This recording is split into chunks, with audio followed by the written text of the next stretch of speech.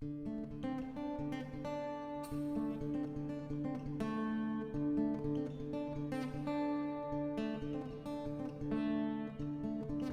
welfare.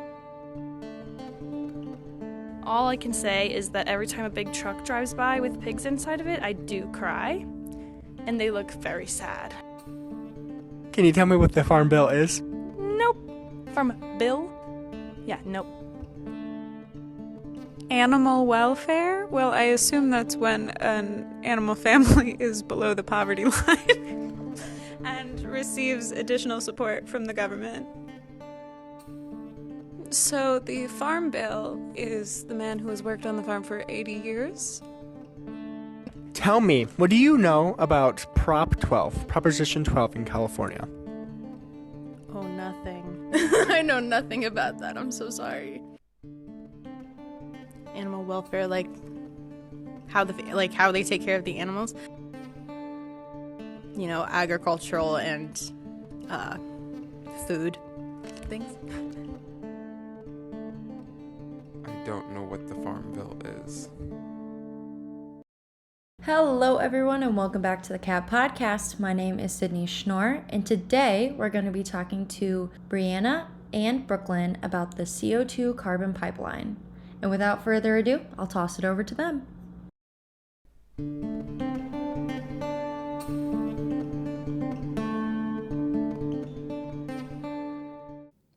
Central to this conversation is a carbon capture and storage project led by Summit Carbon Solutions. This project aims to capture CO2 emissions from ethanol plants across the Midwest and store them underground, helping to reduce greenhouse gas emissions and support industries in their transition to net zero emissions. However, the carbon pipeline has sparked significant controversy, particularly among farmers in rural communities. While the initiative promises environmental benefits, it also raises concerns over property rights, potential environment risk, and the disruption of agricultural land. One of the most controversial issues is the use of eminent domain, which allows Summit Carbon Solutions to seize private land for the pipeline project.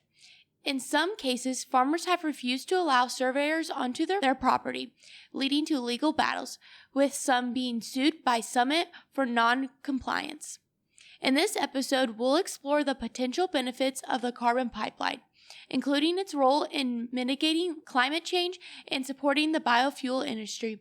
We'll also dive into the challenges it poses for farmers, including legal conflicts, land use disruption, and concern about the environmental safety of the pipeline. As the push for climate solutions intensifies, we'll examine whether projects like the carbon pipeline can balance the need for sustainability with the rights and concerns of those most directly impacted. Stay with us as we navigate these complex and timely issues. Welcome to another episode of the Contemporary Agricultural Issues Podcast. My name is Breanna Seltzer, and I'm a junior majoring in agricultural communication at Iowa State University and serving as one of the co-hosts on this episode. The carbon pipeline challenges and opportunities ahead. And I'm Brooklyn Boderman, another one of the co-hosts on this podcast. I am a senior in agricultural communication at Iowa State University. Today, we are going to discuss the opportunities and challenges that are at hand with the carbon pipeline. In this episode, we will hear from a wide variety of different guests who will share their thoughts, opinions, and experiences on the pipeline. This topic is important as it is currently being debated and talked about among people and farmers across the Midwest and in policy. Breanna and I are both excited to learn more about the pipeline from guests who deal with it firsthand. We are excited to dive deep into the good, bad, and ugly of the pipeline. So join us as we uncover what the pipeline means for the future of farming and what opportunities and challenges it may present. Now that you have heard a little bit about what we will be discussing, it is time to dive into our first guest. What a better way than to start with Christine Tidgren, who has an extensive background in agricultural law.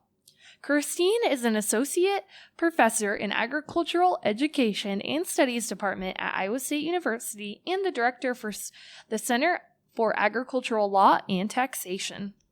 We are excited to hear about her perspective on the carbon pipeline. Okay, so hi, Christine. How are you doing today? Well, hello. I'm doing very well. Thanks for having me today. Awesome. Yeah, we're so excited to have you. Would you like to introduce yourself a little bit, maybe about your current role, your education, and a little more on your background? Sure. I am the director at the Center for Agricultural Law and Taxation at Iowa State University. We also are responsible for the Beginning Farmers Center here. And I really enjoy educating farmers, landowners, professionals about the latest happenings in agricultural law and taxation. So that's really the focus of my job, is to keep track of things that are happening, study the laws, and then provide education. Awesome. Well, I think we can go ahead and get started here with some questions, if that sounds okay with you. Sounds great. Awesome. So moving in, we just want to start out by asking you kind of your opinion on the carbon pipeline and kind of your thoughts about it. So the carbon pipeline has been very interesting because a couple of years ago, we had a crude oil pipeline that was built across Iowa. That really paved the way for some of the law that we have now when we're trying to figure out what's going to be allowed for the carbon capture pipeline. However, the two projects are quite different. So it's been a very interesting issue. It follows the same code as far as the Iowa Utilities Commission is the body, the agency in the state that's responsible for approving the pipeline, but it is a different sort of project because everyone can imagine crude oil moving through a pipeline, but moving carbon through a pipeline is just a whole different thing. So, it's an exciting, interesting project. I'm a neutral educator, so I stay focused on just providing the facts, but it's going to be an interesting series of developments to follow. For sure. It's definitely an evolving topic. So looking at maybe what role do local, state, and federal governments play in the approval process of the pipeline? Yeah, that's a great question. So the state of Iowa has a law that puts the Iowa Utilities Commission in charge of approving what are called hazardous liquid pipelines. And just this morning, the Iowa Supreme Court did affirm that a carbon capture pipeline would be a hazardous liquid pipeline. So the Iowa Utilities Board held a whole series of hearings about a year ago. And then last summer, they actually gave the approval for a permit to Summit. So Summit did acquire its approval from that state agency. Now, if you're doing research and you see Iowa Utilities Board, it's kind of interesting because July 1st, the Iowa legislature changed the name to the Iowa Utilities Commission. So those aren't typos if you see those around, but that is the state agency. So they have the authority to both say, hey, you can build this pipeline, and if you need to use eminent domain, you can use it. So they have that authority that's been granted to them by the legislature. Now, we've had some interesting cases that have come up regarding local authority to cite things or to say, hey, zoning, we're not going to allow this. But at this point, it's still the state has the full authority. Now, where the federal government comes in is really on safety. So a federal agency is really overseeing the safety of hazardous liquid pipelines at this point. That is not overseen by the state government, but really the Iowa Utilities Commission has a lot of authority in this area. Yeah, and when we're speaking on behalf of eminent domain, what are the rights of landowners in the context of eminent domain for this project, and what does that mean for farmers and community members? Well, our Constitution doesn't say that the government can never take our property. What the Constitution says is that private property cannot be taken for public use without just compensation.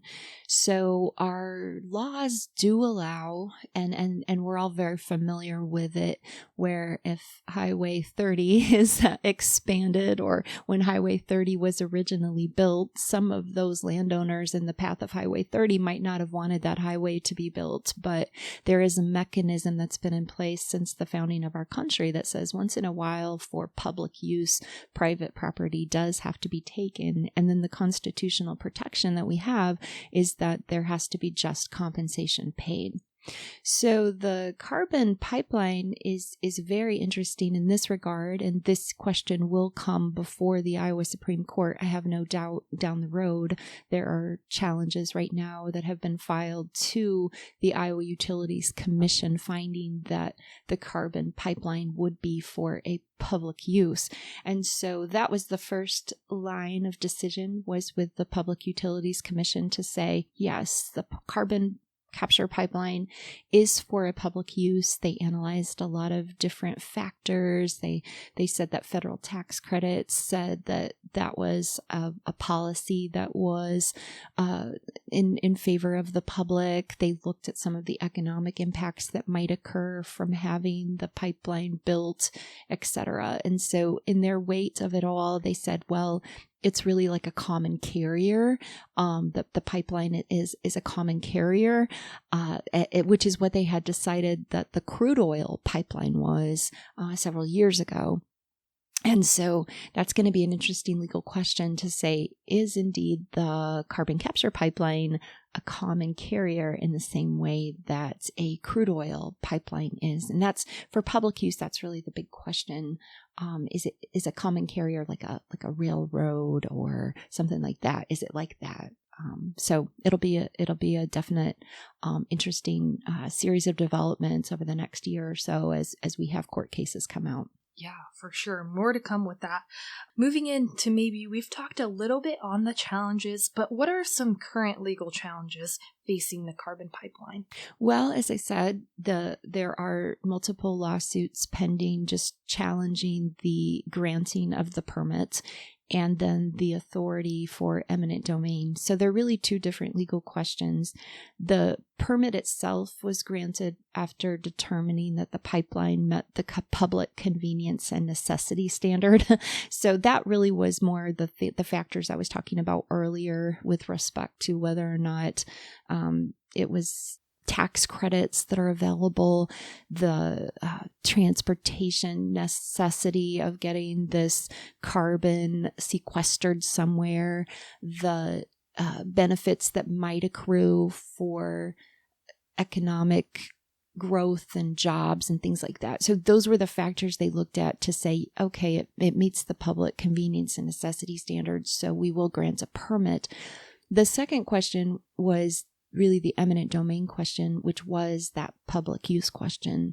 And so that is it truly a common carrier? Is it open for the public to use? And so they've said, well, we are reserving a certain percentage of our pipeline for what's called walk-up traffic. So down the road, potentially somebody could say, oh, I have some carbon that I want to have sequestered, so I'm going to plug into your pipeline.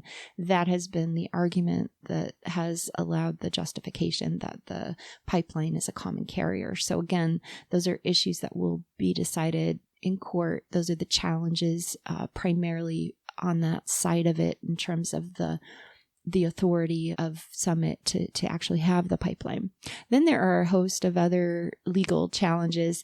Interestingly, when a company wants to build a pipeline, our statutes, before they even have any granted legal authority over the land, give the company that wants to build the pipeline the authority to go onto someone's land and do a survey. And that is an issue that came up in a Supreme Court decision just this morning. And the Supreme Court said, yes, that is a narrow, limited authority that does not violate the takings clause of the Constitution, because that type of authority needs to sometimes be available to governmental authorities to come on and just do surveys for various purposes and things. And so that is one legal development that was resolved just recently, because that had been pending for some time. One court that had looked at this question had said it was unconstitutional. It was a taking. The other district courts had said, no, it's not. And so the Supreme Court just resolved that question. And then there are questions about the county's authority to say, hey, we have zoning laws that want to say no pipeline, etc. Those are working their way through the courts as well. So lots of legal issues that we'll be looking at with respect to this pipeline. Yeah, that is very interesting. Are a lot of the states, because the pipeline's going through several different states, are these kind of regulatory or legal laws similar between all the states? Yeah, that's a really great question, because they are the local laws and things are different from state to state. The federal law in terms of the Constitution on takings law is the same, but each state has a constitution that might be a little bit different with respect to the power that they give to a private company to be able to use eminent domain for a project that is considered to be public use. So that is one of the interesting things about this case, is that when the Iowa Utilities Commission gave the authority to build the pipeline, they said, well, yes, we give you the authority to use eminent domain to take the easements where people haven't voluntarily sold them. However, you cannot start building the pipeline until you actually get the authority from South Dakota and North Dakota to transmit the carbon through those states. And then in North Dakota, they also have to get the authority to sequester it into the underground structures. Mm-hmm. And so right now, we are in the position where just recently North Dakota granted some authority for the pipeline. They have not granted the authority for the underground sequestration yet. And then South Dakota had denied the initial request, and North Dakota had too, so this was a second bite at the apple. But South Dakota had denied the initial request, and then just last week, the summit refiled to seek another consideration of approval. So South Dakota was kind of looking at some of the impacts on landowners of this project. Summit's gone to the back to the bat to kind of come up with some different ways that they are meeting those needs. And so now we'll have a whole nother series of hearings to determine whether or not South Dakota will approve the pipeline. So it's still not a done deal that it will be built, because there's a lot of things that need to happen even before there can be construction in Iowa. Yeah, very interesting. And then there's a lot of different hoops and hurdles that I feel like just in general, like people don't really realize that has to go on. Just because like one thing gets passed doesn't mean that they're going to start construction. Are there any key regulatory hurdles for the project, or is that kind of similar to like the legal issues? Right. It's really all wrapped into the same ball. So the safety, as I said, is overseen with the Federal Safety Commission. The federal agency oversees safety, but there aren't specific regulations that have to be overcome there. There's really nothing that is. I mean, Iowa Utilities Commission is a regulatory board, so it's all part of the regulatory action. All right. I feel like this is something that's impacting everyone, even though you may not be directly a part of it. But how will the pipeline affect local economy, including tax and jobs? So there was some discussion of that in the Iowa Utilities Commission decision, and that was one of the factors that they said weighed in favor of the pipeline when they did the analysis and received evidence in the hearing. They said it would bring lots of jobs. It's a couple $1 billion pipeline. They said that the jobs and the impetus of having more people in the communities during the time that the pipeline was being built would stimulate the economies. Now, of course, the people opposed to the pipeline said just the opposite. A lot of folks have said that when the Dakota Access Pipeline was built, the economic boost was one of the factors. And then they said, well, that really didn't happen. The people that came and worked on it weren't from local areas. And so there's a lot of different opinions on that. Yeah. And then what are ways that citizens can get involved in the local governments and find like resources surrounding the topic? Yeah, that's a great question. I think the newspapers and things have been doing a really good job of covering every development along the way. And then I would say, don't just read a news article and think that you know everything. If you're really interested, the best resource is to go online to the Iowa Utilities Commission, and you can pull up the docket, which is all of the documents that have been filed in this case. And that includes all of the opinions and comments of people who are both for and against the pipeline. It includes all of the filings that have been made by Summit, and it includes all of the orders and directives that have been issued by the Iowa Utilities Commission. So if you really want to educate yourself, go out to the docket and read all about it firsthand and make decisions for yourself. Yeah, that sounds like a really good resource because I was not familiar with it. And I think that'd be really interesting to dive into. Yeah, and you listeners on the other side of the podcast should definitely take these opportunities to really learn and dive deeper into the carbon pipeline and kind of all that there is around it. So, as we wrap up here, is there anything else you'd like to let our listeners know? Well, I would just say, this is an interesting issue that has caused a lot of divisiveness, and people have different opinions, but Iowans usually in the end sort of rally around together and we'll be okay, regardless of what happens. So, a year from now, we might know a little bit more, but it still might not all be wrapped up. So it's a good topic to cover, and I appreciate you all taking an interest in the matter. Yeah, we've had a really great time diving into it. Thank you, Christine, for your expertise and the experiences that you shared. Various perspectives help enrich our understanding of this complex issue. So as we transition to our next guest, we'll dive deeper into someone who is experiencing the pipeline being built on their farm, Scott Jacobs. Scott resides in Montgomery County, Iowa, with his family where he has farmed alongside his father for over 20 years. Scott is actively involved in his community by volunteering on several boards and stays up to date about industry innovations and news. Hi, Scott. How are you doing today? I'm doing good.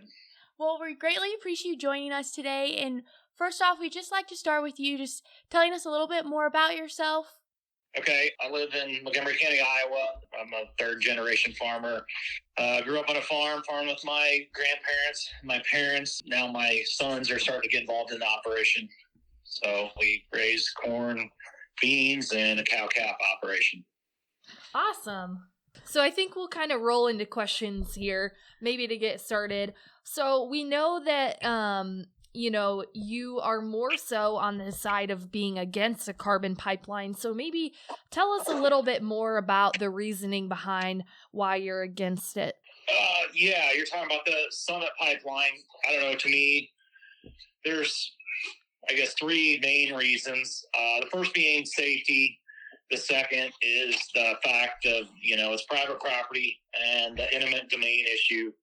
And then just the money side behind it. So I guess I can kind of break down each one and why I feel that way if you want me to, I guess. Yeah, that would be great. Maybe just go in depth into each one. Sure. So the safety issue is probably the biggest thing because we live in a lower area. The pipeline's going to go within a half a mile of my house, about a quarter mile from my parents' house. And CO2's 1.5 times heavier than air. So if there was a rupture or a leak, it's odorless, it's tasteless. You don't know it's there. And it's just, pretty concerning that it would get high enough concentration in the atmosphere that, it would, injure us, kill us. Vehicles don't run. You won't know it's there. So it's very concerning.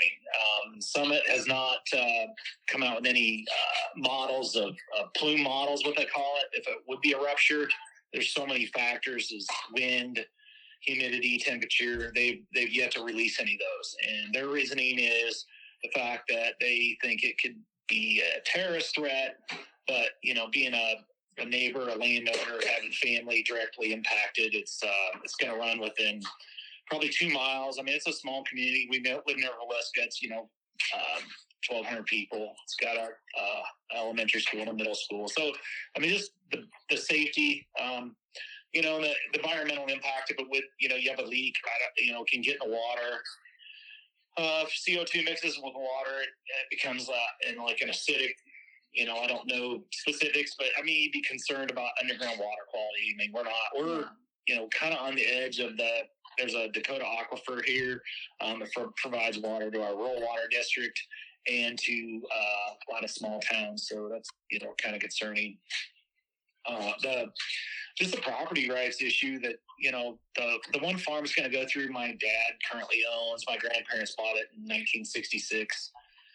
So it's by the time Summit would break ground, this goes. It's, we've owned it for 60 years and operated it. So, it's just our land. If you don't want it, I guess find a different way to go. And the fact they're using eminent domain, it's a private company. So it's not, if you're a power line or natural gas line that, provided services to make communities work. This is the CO2 is just it's a private company. So it's not really benefiting anybody other than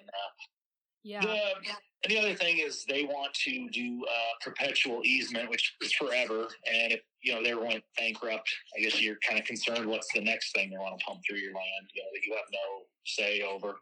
And, the third thing nobody really talks about is the fact that Summit's getting paid, or not about Summit, some form, is getting paid $85 a ton or a cubic, whatever the volume measurement is, to pump it into the ground. And that's all coming from the United States taxpayer. So, the projects cost, $5 billion or something like that. And the only reason anything came about was the Green New Deal that just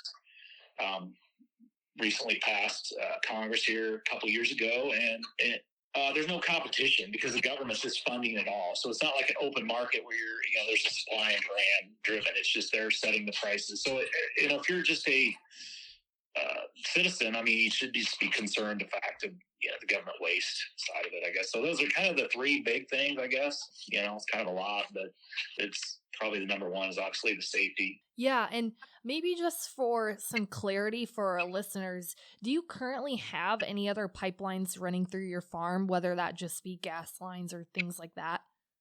We have a rural water pipeline. And I mean, we do have a natural gas pipeline, and not on our property. It's immediately across the road from my home. But one of the main differences, I see is it's at about 400 to 500 pounds of pressure. They pressurize the CO2 to like 2,200 pounds. So you just feel like the risk of a rupture is so much higher. And with the natural gas, I mean, there's odorant in it, so you immediately smell it. If there's a leak, you know to evacuate. It's just odorless, it's tasteless. There was a leak in Mississippi, recently, within the last 10 years, and 45 people were injured, and so I was lucky it wasn't a tragedy, but so it can happen. Yeah, and once the time comes, and if the pipeline does get approval permits and things like that, could you tell me a little bit about what maybe the building of the pipeline would look like on your farm and just that process in general? Sure. It's going to go through 3 farms. One is a landlord owns, and then 2 of my father's farms. And then actually it's going to track through an entry point of another farm. So it will be affected by 4 farms. And, you're worried about obviously the crop damage. They're going to pay 3 years worth of crop damage. We've heard there's possible weight restrictions for the larger equipment. I don't know. I'm that's kind of been to a couple meetings. That's been thrown around a little bit. And, they're going to impact as far as if you want to do new drainage tile lines, terracing. There's one spot we've talked a little bit about if we ever want to put a pond in and make a better crossing. That would be, you're not going to be able to do it because there's a big pipeline there. So, when you're signing on this thing, it's forever. And then, they act like they're not going to disturb the soil, but when you go out and tear it up, it takes years to rebuild that. So I just don't know if the 3 years is going to be sufficient as far as crop damage. I think, I don't know if that's negotiable, but it just doesn't seem like it's going to be enough. Yeah, and when you think about like the area where you're located, there's a lot of terrace, so building in that area could be a lot different than maybe more up north. Yeah, honestly, I'm pretty familiar with the way the route goes. The route we're affected by is Poet has a plant in Corning or outside of Corning, Iowa, and it kind of tracks similar south of Highway 34.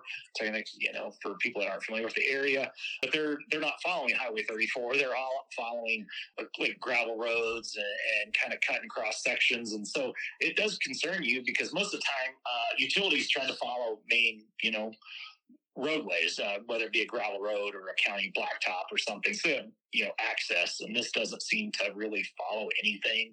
So you kind of wonder how will it get checked when there's crops growing? How will if there is maintenance to be done? It just doesn't seem like the path was maybe the right path, I guess. Yeah, and you had kind of mentioned attending some meetings to learn more about what's happening and where they're kind of at in progress. So maybe tell me a little bit more about those meetings and if you feel informed from those, or maybe if you still are kind of, in the phase of you don't know where they're at with things. Just go in depth a little bit more maybe on that. Yeah, I've been to a couple meetings. One was basically, against the pipeline. It's called the Free Soil Foundation, which, if anyone's familiar with Steve King, was a former congressman from Iowa, not our district actually, but he might have been at one time, but then at the end he was representing Northwest Iowa. So they're opposed to it, and they, obviously that's where I gather some of the information as far as the weight, carbon dioxide being heavier than air. And Summit had a meeting in our area. We attended that to kind of hear their side of it. And there's been some other meetings, and I've read articles and listened to some podcasts, people pro and against. I'm just trying to get educated, I guess. Yeah, for sure. Thank you. If the pipeline goes through the farmland, how will you be compensated for the use of the land? That's negotiable. We went to the Summit meeting. It's negotiable. They claim it's fair market value. So I honestly, that's through a land agent. I don't know. It is a forever easement. I know there's some people that have already talked to them and we're in that actually what they call phase 2. There was phase 1 that's coming from ethanol plant Shenandoah, and phase 2 is what we're on, and it ties into that line. So I know there's people in phase 1 that have signed on. I have no idea how much money they've gotten. I really can't say. Yeah.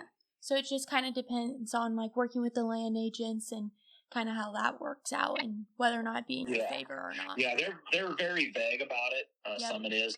When we were at the meeting, that's all. They just keep saying everything's negotiable. So it's a little bit. As somebody that's against it, I guess sometimes you need to know up front, like you're going to get X. Maybe it is negotiable, but at least it's something. Sometimes when you start with, kind of like when you're trying to buy a vehicle or trying to buy something, when there's no value to it, it's really hard to negotiate, I guess. So maybe they should have come out with some kind of original number to get people's interest peaked. Yeah. And then kind of adding to that, do you do anything with the CI scores on your farm right now with practices, and how do you feel about the new tax credits? No, we don't do anything with the CI score. We have, I guess, we've done some cover cropping and taken advantage of that, but we don't do any of the CI score. As far as the tax credits, as right now, the one they're trying to base it off of still hasn't been written, to my knowledge, as of just the other day. And that they don't know if it will be written by the time Biden leaves office. So a lot of this just hinges on those things. It's kind of concerning if you could change your whole, operation, and then Trump comes in and they're looking to cut spending. So we haven't really done any of that yet. So. Yeah. And just for like some of our listeners that don't maybe realize this, that farmers right now are already planning for next year. And it's not just something that they can think about next spring, or you already are planning, correct? Yeah, that's the other thing. It is frustrating because I think if the one gets written, it will take effect January 1st. to my knowledge, which we've already got the corn in the bins right now.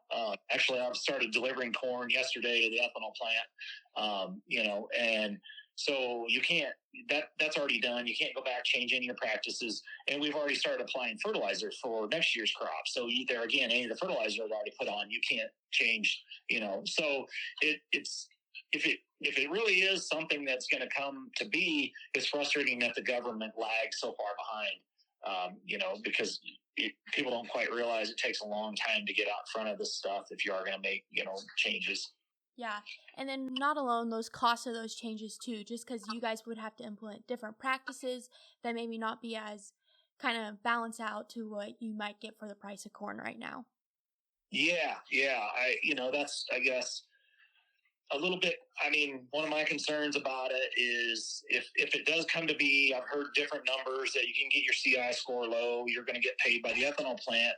And I'm a little skeptical because I feel like it's going to be a lot of paperwork for the farmer. You're going to give up some maybe your data, maybe some of your control. And the other thing is if everybody starts doing it, it becomes widespread. Usually then those premiums go away. So you might have geared up and then the whole industry shifts. And instead of getting, a 30 or 50 cent premium, that might just be the norm. The other thing is you might, gear up to that. And you have to segregate that corn in a bin. If you don't have enough room in the bin, you have to take it to the co-op.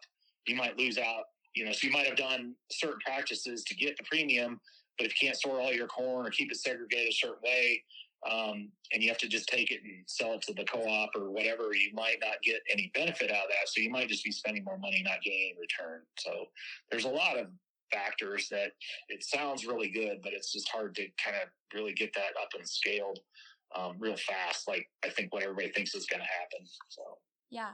So right now, kind of a big promotion for the pipeline and kind of how they're advocating for it is that it's going to open up new markets for corn growers. Do you think this will happen? Not really. I guess it's kind of back to what I was just saying is, if you're going to do, even if you're going to try it on a small scale. So if we were going to say we're going to take 200 acres of corn and we're going to CI score it and try to get it, I think below 50 is what they really want. And we do that. There's still people that aren't going to do that. And that corn sometimes gets blended at the co-op, or if you run out of bin space, you're going to take it to the co-op anyway. So I don't know if you're familiar with, years ago, the big push was called Inogen corn, and certain ethanol plants used it, and the enzymes were different in the corn, supposed to make more efficient ethanol, and it was kind of that same way. It was only to those specific ethanol plants, and other people didn't want it because it didn't, and so it was kind of a weird. I think there's maybe a little bit of it around, but it just didn't quite go like it thought. So there's a lot of variables out when you really get out in the country of the growing corn and the logistics of, moving grain around. So, it sounds good, but I just don't know if it's going to really open up, big markets. And for us, we are ethanol plants. We sell some to Elite in Atlantic. It looks to me like a lot of that goes on a rail, but Poet, the plant that we sell to and is going to be on this pipeline, most of theirs get shipped on trucks. So they're trying, I think the big push is for the aviation fuel, but I just, still seems like they're just selling it into the, the gasoline market in the Midwest. So, yeah. Well, that's very valuable insight. So is there anything else you'd like to add to share with our listeners about the podcast? Just how maybe they can take action? I guess just become educated. I guess one thing I've said all along is, I'm against it. But one thing I think, maybe they went about this backwards, because if you told farmers up front that you'd get, $1 more a bushel, then there'd be peer pressure from every neighbor telling, the farmers to sign on. But they kind of went about it, in my opinion, a little bit backwards in the fact that someone tried to come through first and kind of, scared everybody, so to speak. But no, just get educated. I mean, some people are for it, some are against it. And I just, if I don't know if policy, tax credit and policy is really going to move the climate in our country. I guess I'm, kind of a big skeptic. When you have China's building coal plants and different things. I mean, we're still living the same world. So I don't know if, trying to regulate the American farmer is going to have a long-term impact of, because just most people want to do the right thing and use less chemicals, use less fertilizer anyway because of the cost. So I think most farmers are probably fairly efficient now. So I don't know if, the tax credits and different things are really going to have a huge impact. Well, Scott, that's very good advice. And I think as we kind of continue, our hope and goal with this podcast was just to encourage listeners to find resources and try to get more information and learn more about it instead of just voicing maybe what they think they know on social media. Thank you, Scott, for joining us today. Your valuable insights will help us understand how the proposed carbon pipeline could be detrimental to farmers and their land, along with how it can impact communities in the area. As we continue to dive deeper into the carbon pipeline, we thank Scott for his background and first-hand experience sharing his thoughts on the carbon pipeline. We will now be transitioning to our next expert. Give Kelly Newenhouse a big warm welcome. Kelly is a farmer. He also has involvement with the National Corn Board, Iowa Renewable Fuels Infrastructure Board, past president of Siouxland Energy Cooperative, and past president of the Iowa Corn Promotion Board. He brings a wealth of knowledge to our podcast about the carbon pipeline. So, first off, just want to ask how you're doing today. Oh, I'm doing well, thanks. Awesome. Well, we're glad to have you on this podcast, Kelly. And maybe to kick off today's podcast, why don't you start by telling us a little bit about yourself, your background, and your involvement with the carbon pipeline? Okay. I'm a Northwest Iowa farmer. I farm with two brothers. We operate just short of 3,000 acres in O'Brien County. This was my 41st year of farming, 2024. Been actively involved in the ethanol industry for roughly 20 years. Invested in it back in 1999, before we knew what it was going to do or if it was going anywhere. Yeah. Been real active with the Iowa corn growers, past president of the Iowa Corn Promotion Board, past chairman of that. I'm on the National Corn Growers Board of Directors currently, and also past president of Siouxland Energy, a 65 million gallon ethanol plant in Sioux Center, Iowa. So I learned a lot about the ethanol industry in that role, and also through the corn growers. Awesome. Yeah. Well, we're excited to have you on and learn more about the carbon pipeline. So we'll kind of roll into some questions here. Maybe to start, would you explain to our listeners what the purpose of the carbon pipeline is and what does it do and kind of how it serves the community? Okay. Can I do a little history on my role in part of the pipeline? For sure. Actually, when I was president of Siouxland Energy in Sioux Center, Iowa, we were the fifth plant in the U.S. to sign with Summit Carbon Solutions. And some of the background there is Siouxland Energy has been shipping all their ethanol to California for 10 to 12 years because we qualified for their low carbon fuel standard. And so we've been focused on lowering carbon intensity scores of our plant for a long time. We've spent roughly $45 million at Siouxland Energy over that time to lower our carbon intensity score by roughly 12 points. We've got a steam letdown turbine, which is a small turbine that uses the steam we already produce that produces 20% of our electrical needs for our plant. We have a combined heat and power turbine, which is a huge turbine. That's a $32+ million project. That turbine produces 400% of the electrical power we need at Siouxland Energy. And so we're selling roughly $200,000 a month back to the grid for the electrical company here in Northwest Iowa. But we put a reclaimer in our exhaust system where our CO2 is emitted, because in the past we were emitting 1,400 gallons of ethanol per day out that. So we put a reclaimer in to capture that 1,400, which is about 500,000 gallons of ethanol a year. And that also helped lower our carbon intensity scores a small amount. Recently we put in White Fox Technologies, It's a new technologies that uses filters to capture the ethanol instead of steam. So it's a project that lowered carbon intensity score by 1.5, 2 points. And it just made the plant so much more efficient. So I've had the background in lowering carbon intensity scores. And this might get a little long, but about 7 years ago, I had the opportunity to meet with the California Air Resources Board when we invited them to Iowa to visit farms and ethanol plants. They came to Kevin Ross's farm down by Minden, Iowa. And as I was visiting with some of the directors from CARB and telling them all the things we had been doing at Siouxland Energy to lower our carbon intensity score, they said at that time, well, that's tremendous, but would really be perfect is if you could capture your CO2 emissions and sequester them.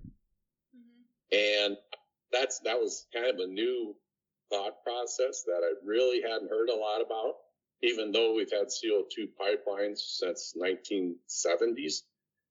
And they've been, like 5,000 miles of them, but they were established for the coal industry and the oil industry to lower their carbon footprints or their carbon emissions through the 45Q tax credit that was established under George W. Bush's administration, which the first time that value was increased was during President Trump's last administration.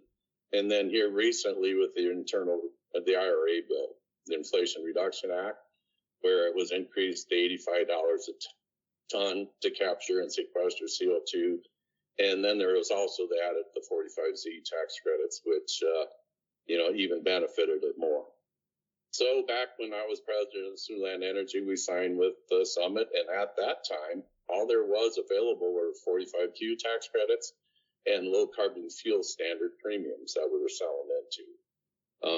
We weren't talking about 45Z at that time. We weren't talking about sustainable aviation fuel at that time. And since then, the excitement and the desire to get this project done has grown dramatically because of these huge opportunities we have here in rural America and the Midwest through biofuels. Yeah, awesome. Well, thanks so much for your insight on that. You want to add to it? And then I was going to add, could you explain to our listeners kind of a little bit about the tax credits and like what those may be for listeners that may not know or are familiar with those things?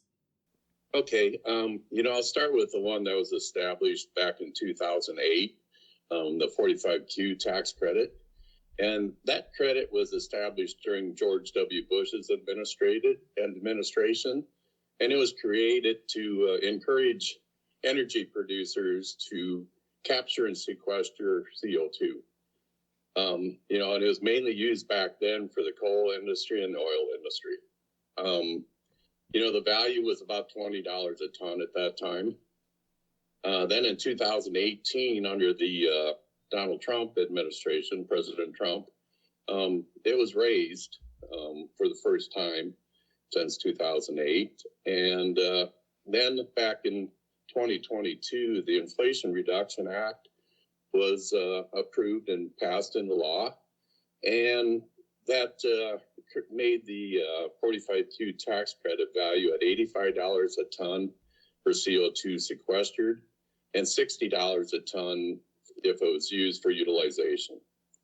And so, with the 45Q, if you apply for that tax credit before 2033, it's good for 12 years after that. Okay. If you do it today, it's good for 12 years. So it's got kind of a long-term initiative to help encourage energy industries to lower their carbon intensity scores. And 45Z tax credit, also known as the Clean Fuel Production Credit, it was established under the Inflation Reduction Act that was passed in 2022. And what it is if you're an ethanol producer and you have a CI score of 50 or below, there's a premium of 2 cents per gallon per point below the 50-point CI score. Today, the average ethanol plant has a CI score of about roughly 65. And that's with the GREET model, feedstock calculator. So if we got the carbon capture and sequestration pipeline done, and we're capturing carbon or CO2, that lowers that ethanol plant's CI score by 30 points. That would put them in that range of around 35 as a CI score. And so that's a 15-point drop under 50. So basically you take the 15 times the 2 cents, that would give that facility about a 30-cent a gallon premium for their ethanol or biofuels production. That's pretty much established. There's a lot of work being done on 45Z as far as the tax credit down to the farmer for climate-friendly farming. And that's still in the works. It's supposed to be announced before January 20th, kind of the basics of that qualification or calculation. And, the average farmer or corn farmer has a CI score of 29.1. So if your farming operation can get under that 29.1, you could qualify for a premium for your corn production. I personally have been working with Continuum Ag and don't have it set in stone, but where I use, my normal farming practices, very minimal tillage, where I use manure, I actually have a negative CI score. Where I use commercial nitrogen, my CI scores were in that right around 12. So, if that works with that 29 down to 12, there's a possible premium in there for farmers.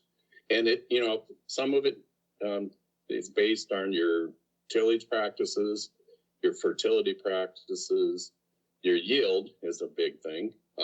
Whether you use cover crops or no-till, they're all additional benefits to this program, but you don't necessarily have to, because I don't use cover crops, or I've done a little bit, kind of dipping my toes in that water, and I don't no-till, but we use very minimal tillage. It's a one-pass vertical tillage, so we can still qualify for a 45Z tax credit with our climate-friendly farming practice.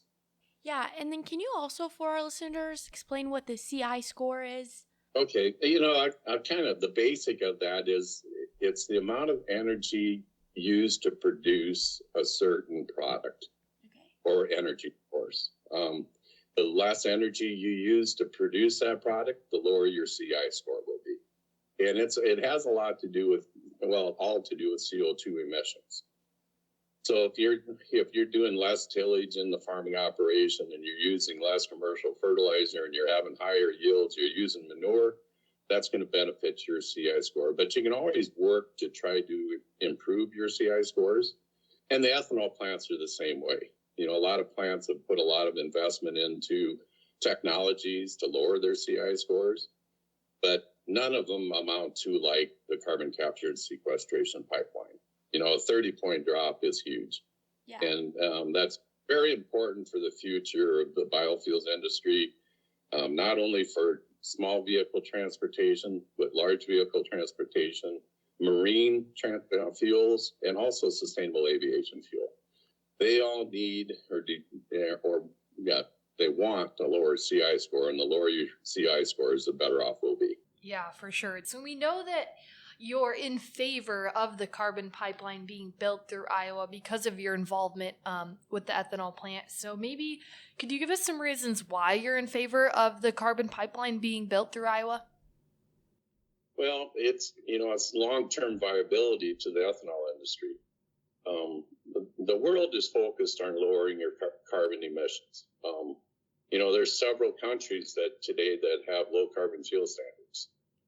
There's 4 states in the U.S. and more states working on having low carbon fuel standards. The pipeline is the safest way to transport it. There's no doubt about that. And I actually have 3 miles of CO2 pipeline that we have signed easements for through our farms. We have natural gas pipelines through 3 of our farms. We have the Dakota Access pipeline through 1 of our farms. The only pipeline I've ever seen was the Dakota Access pipeline because that was put in 2017. And we haven't had any issues with that. So I recognize the fact that the pipeline is the safest way to transport things. And since we don't have the right geological formation under Iowa to pipe it directly under the ethanol plants, this is our option. Yeah. And the CO2 pipeline will lower carbon scores by close to 30 points.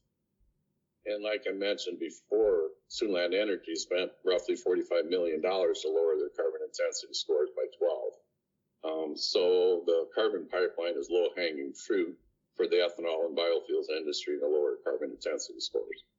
For sure. Thank you. What are some of the long-term economical benefits of the pipeline for agriculture industry and the local economy? Well, I've talked to several ethanol plants that if the pipeline gets done, they're going to be expanding their production. Sustainable aviation fuel. Currently there's one plant being run in the U.S. in Georgia, but they're importing Brazilian ethanol because we don't qualify. Our carbon intensity scores are not lower. And I always tell people, it's whether or not you're invested in an ethanol plant, increasing demand or having demand growth through biofuels creates corn grind. And farmers are really good at producing corn. We've proven that over the last 30 years, we've averaged a 2 bushel a year increase in production, and that's going to continue. So we need to continue to find domestic value-added products that we can use here or we can export across the world. And like I said, the world is focused on lowering carbon intensity scores, and so the pipeline is critical to get there. So hopefully, I try to answer these as simply as I can. Yeah. But there's huge potential. It's not only corn grind. When you grind more corn, you lower the ending stocks, which makes the price go up. So I call it a rising tide raises all ships. Less corn we have on our ending stocks, the better our prices, the better farmers are paid. And farmers want to be paid through markets like the biofuels industry. So we got to continue to grow this industry, and we got to continue to focus on improving this industry. And lowering the carbon intensity scores is a big way to do that. For sure. Awesome. And then, what is one thing you wish to tell communities about the pipeline? And to add to that, we've kind of talked on the farmer perspective on this, and we want to talk more about maybe where the pipeline will run through communities and maybe like neighborhoods or things like that. What would we tell those community members? Well, I feel it will be the safest pipeline we have in Ireland. I've done a lot of visiting with the pipeline construction crews, and they're very highly regulated under the Iowa Utilities Board. They have to follow the rules or the project is shut down. And they're very stringent rules.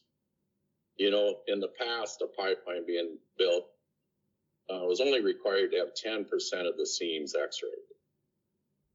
Summit Carbon Solutions is going to x-ray 100% the seams because they own this pipeline. They're liable for this pipeline. They're the industry that pays the property taxes on this. So the absolute last thing they want to have is an issue with it. The best thing about this is it's brand new construction. We got so much better technology today than we had. Some of my natural gas pipelines are 60 years old. And they have annual shutoffs out there. But they don't have any computerized shutoffs that if there's a pressure drop, they can shut these things off very quickly. And if there's an issue, they can just re-emit the CO2 from the ethanol plants back into the atmosphere like we've been doing until they get the problem or the remedy fixed. So I feel pretty confident that this is going to be a very safe pipeline. And like I said, the other 4 pipelines we've we've never had an issue with them and never seen them. Yeah. And, they are known to be dangerous pipelines. They cause explosions. Yeah. Pipeline is, like I said, the safest way to transport anything. And I feel pretty good about this project. Yeah. Well, I have one more question, then maybe Breanna, if you have anything else that you want to round out with, you're welcome to ask. But we've talked a lot about the pros of the pipeline and really the benefits that it could have for farmers and community members. But Kelly, do you see any risks associated with the pipeline at all that you would like to bring up? Basically, there's risk in everything we do. There's nothing that's 100% guaranteed. I'm sitting in a house that has electricity for my lighting and this computer. And there's thousands of people die every year from electrocution. My house is heated with propane. There's a lot of people that die every year from gas leaks or explosions. So there's never a guarantee on anything we do. Yep. I just feel the best part about this is that it's new. It's the safest process. And, we negotiated when we signed our easements. We wanted the pipe 5 foot in the ground to the top of the pipe, which they had no issue with. And so, you can negotiate with this company. They are an ag-based company. Another thing that I'm impressed with is when they dig the trench for the pipeline, and they push the black topsoil off to one side, they'll put the clay off to the other side. From what I understand, when they fill the clay back in to the trench to cover the pipeline up, they're going to deep till the subsoil before they put the black soil back on top to help eliminate compaction issues. Then when they push the topsoil back on, they're going to deep till that to help with compaction. And if it's the right time of year, they're going to seed a cover crop in that, which, I've never seen a pipeline company do that before. Mm-hmm. And so I feel pretty good about having an ag-based company designing a pipeline that's going to benefit the ag industry, the biofuels industry, and rural America. There's going to be a lot of jobs created.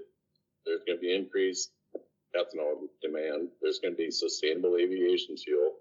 That if we just get the 3 billion gallons by 2035 that they're talking about, that's nearly 1 billion bushels of corn a year grind to take off our engine stock. So there's another economic benefit to getting the project done. For sure. Thank you. Breanna, do you have anything else you want to add? I guess my last thing I would add is there anything else you'd like listeners to know? Well, this project's been in the works for a lot longer than most people understood or understand. I recognize the fact that some of the initial land agents went out with the wrong attitude to get easements signed for pipelines. And most of them come from oil industry or oil country, where they don't have the same soils we do. Mm-hmm. They fired 55 of them because they were treating landowners not correctly. Wow. I had tremendous land agents that we worked with, we negotiated with. They were very polite, very cordial. Mm-hmm. The people that did the checking out of the soils, the pre-inspection to check this topsoil depth and see if there's any artifacts out there or anything they can't disturb. They were very good. They called before they even wanted to go on our property. They were going to walk our property. It was off season. There was no crops out there. I said, "Don't you have an ATV? You're forced to drive it." So, communications are key. I always say you reap what you sow.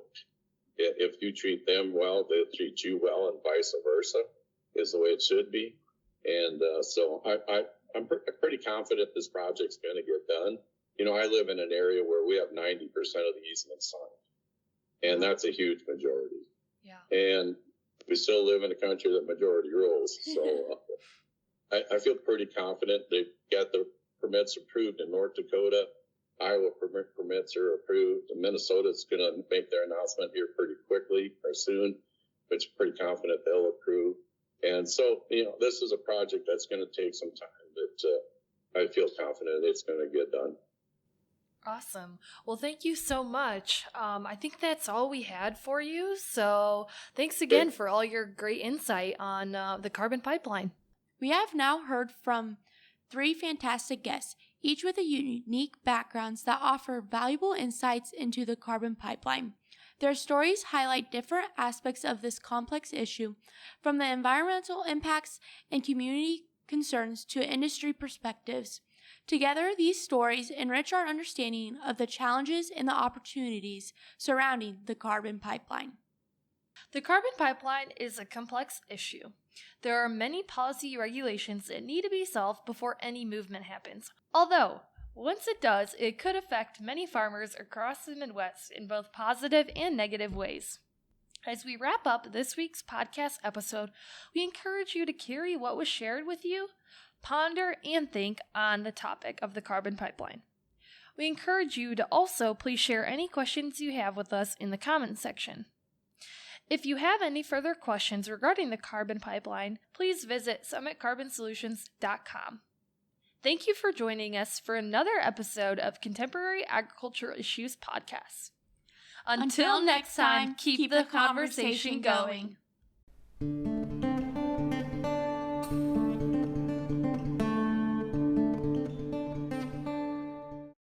Thanks again to Brooklyn and Breanna for this wonderful show and the guests that they brought on today. It was a great conversation about the carbon pipeline, and we got to hear a lot of really awesome perspectives. It'll be really interesting to see what happens in the future. So with that, we'll end the podcast today, and we'll catch you next time on the Cat Pod. To email us with any comments, questions, or concerns, please send us an email at contemporary@iastate.edu.